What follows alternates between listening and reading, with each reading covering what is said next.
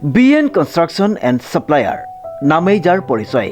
আমাৰ প্ৰতিষ্ঠানত PM সূৰ্যাঘৰ মুফ্ত বিজলী যোজনা আঁচনিৰ উদ্যোগত আপোনালোকে সাবসিডি আৰু সুলভ মূল্যত আপোনালোকৰ গৃহত সংযোগ কৰিব পাৰিব সোলাৰ পেনেল। গতিকে আজিয়ে আহক আমাৰ শ্ব'ৰুম BN কনষ্ট্ৰাকশ্যন এণ্ড ছাপ্লায়াৰলৈ আৰু সকলো ধৰণৰ ইলেক্ট্ৰিকেল সামগ্ৰীৰ লগতে লৈ যাওক সোলাৰ পেনেল আপোনাৰ গৃহলৈ। আমাৰ ঠিকনা BN কনষ্ট্ৰাকশ্যন, লিচুবাৰী, যোৰহাট।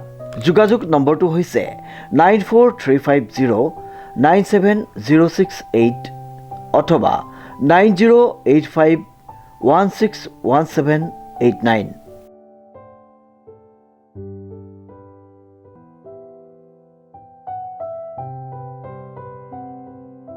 নমস্কাৰ, নিউজ নাও ষ্টুডিঅ'ত মই শ্ৰীমন্ত মাধৱ বৰুৱা। চাওঁহক কি আছে আজি আমাৰ সংবাদ। যোৰহাটৰ বৰলুইতৰ পাৰত আলি আয়ে লৃগাং উদযাপন। ঐনিতম গুমৰাগৰ তালে তালে পৃথিৱীৰ অনন্ত পাণ শক্তিৰ বন্দনা। নিউজ নাওৰ এক ৰিপৰ্ট। মিচিং সমাজৰ কৃষিভিত্তিক উৎসৱ আলি আয়ে লৃগাং যোৰহাটৰ কাৰেং চাপৰি গাঁৱতো উলহ মালহেৰে পালন কৰা হয়। গাঁৱৰ ৰাইজ একত্ৰিত হৈ স্থানীয় অস্থায়ী খেলপথাৰত পালন কৰে এই উৎসৱভাগি। প্ৰথমে ধৰ্মীয় কাৰ্যসূচীৰে শুভাৰম্ভ কৰা এই উৎসৱত মিচিং ডেকা গাভৰুসকলে ঐনিতমৰ সুৰত গুমৰাগৰ তালে তালে আকাশ বতাহ কঁপাই তুলি আনন্দত মতলীয়া হৈ পৰে। এই উৎসৱত জ্যেষ্ঠসকলেও সহযোগিতা আগবঢ়ায়। আমাৰ নিউজ নাওৰ আমাৰ প্ৰশাসনক ধন্যবাদ জনাইছোঁ আমাৰ গাঁৱলৈ অহাৰ কাৰণে। আমাৰ সমাগম বহুত হৈছে। আমাৰ প্ৰত্যেক বছৰে ফাগুন মাহৰ প্ৰথম বুধবাৰে আমাৰ অনুষ্ঠানখন পতা হয়। লগতে আমাৰ মানুহ বহুত সমাগম হয়। আমাৰ কিছুমান মিচিঙৰ নিয়ম নীতিমান কিছুমান আছে, আপোনাক দেখুৱাম বাৰু। ইয়াত আমাৰ মিচিঙৰ ধান বনোৱা আছে। মোৰ ঘৰত আপুনি কিছুমান আমাৰ গাহৰি মাংস নিয়ম আছে। আপং বনাই, আপং বুলি কয় চাইমছটো আমাৰ, এইটো আমাৰ চৌকাত ঢালা হয়।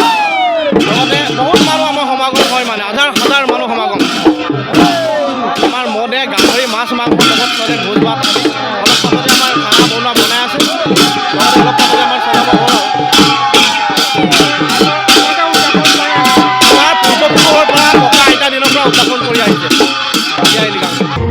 আজি অসমৰ দ্বিতীয় সৰ্ববৃহৎ জনগোষ্ঠী মিচিংসকলৰ পৰম্পৰাগত কৃষিভিত্তিক জাতীয় উৎসৱ আলি আয়ে লৃগাং ফাগুনৰ প্ৰথম বুধবাৰে এই উৎসৱ প্ৰত্যেক বছৰে আয়োজন কৰা হয়।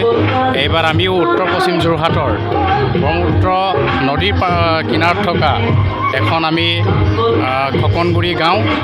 গতিকে খকনগুৰি গাঁৱে এইবাৰ আমাৰ সৰ্বোদয় মহাবিদ্যালয়ৰ সহযোগত আমি পোনপ্ৰথমবাৰৰ কাৰণে আনুষ্ঠানিকভাৱে বহল ভিত্তিত আমি এই অনুষ্ঠানটি উদযাপন কৰিছোঁ।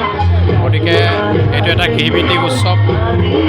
ইতিমধ্যে আমাৰ মাংগলিক কাৰ্য হোৱাৰ ভাগতে সমাপ্ত হ'ল। এতিয়া আমাৰ মুকলি সভা ৰাখিছিলোঁ। মুকলি সভাত আমাৰ নিমন্ত্ৰিত বিশিষ্ট অতিথিসকল ইতিমধ্যে আহি তেখেতসকলৰ বক্তব্য ৰাখিছে। ইয়াত আপোনালোকে উৎসৱমুখৰ এটা পৰিৱেশ নিশ্চয় পাইছে। গতিকে আলি আয়ে লৃগাং তাৎপৰ্য ইতিমধ্যে আপোনালোকে আমাৰ বক্তাসকলৰ পৰা নিশ্চয় শুনিবলৈ পাইছে। বক্তাসকলে আলি আয়ে লৃগাঙৰ ওপৰত তাৎপৰ্যপূৰ্ণ বক্তব্য ৰাখিছে। আলি আয়ে লৃগাং হৈছে আমাৰ কৃষিভিত্তিক উৎসৱ। মই কৈয়ে গৈছোঁ, আলি মানে হৈছে কাঠ আলু বা আমাৰ আই মানে হ'ল গুটি, তাৰপাছত লৃগাং মানে সিঁচি বা ৰোপণ দিয়া কাৰ্য। গতিকে এইটো এটা সম্পূৰ্ণ মাংগলিক কাৰ্য।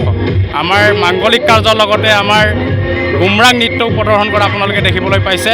গতিকে গুমৰাং নৃত্যৰ এতিয়া গোটেই আমাৰ এই অঞ্চলটো আজি মুখৰিত হৈছে, উৎসৱমুখৰ এটা পৰিৱেশ। গতিকে এই জয়যাত্ৰা ভৱিষ্যতলৈ অব্যাহত থাকিব। ইয়াকে মই আলি আয়ে লৃগাঙৰ শুভেচ্ছা সকলোকে জনাই মোৰ ক'বলগীয়া মই সিমানতে সমাপ্ত কৰিছোঁ। ধন্যবাদ। মই যোৰহাট জিলাৰ অন্তৰ্গত বৰচাপৰি গাঁৱত আজি উলহ মালহেৰে আমি আলি আয়ে লৃগাং উদযাপন কৰিছোঁ। ইয়াত আমি মাছ মাংস এতিয়া আমি ব্যৱহাৰ কৰা নাই। আমাৰ বাহানিকামৰ যিটো সিদ্ধান্ত মৰ্মে আমি মচা মঙহ বুলি কয়, মানে শুকান বস্তুৰে আজি আমি আলি আয়ে লৃগাং উদযাপন কৰি আছোঁ। গতিকে সমূহ অসমবাসী ৰাইজলে আমি যোৰহাট জিলাৰ উত্তৰ পশ্চিম যোৰহাটৰ 40 নং আঞ্চলিকৰ মিচিং বৰচাপৰি গাঁও হিচাপে মই আপোনালোকক জনাব বিচাৰিছোঁ যে আমাৰ মতে মিচিঙৰ যিটো সমাজ, আমাৰ সমাজ পূৰ্বপুৰুষৰ যিটো ৰীতি নীতি মতে আমি আলি আয়ে লৃগাং উদযাপন কৰিব লাগে।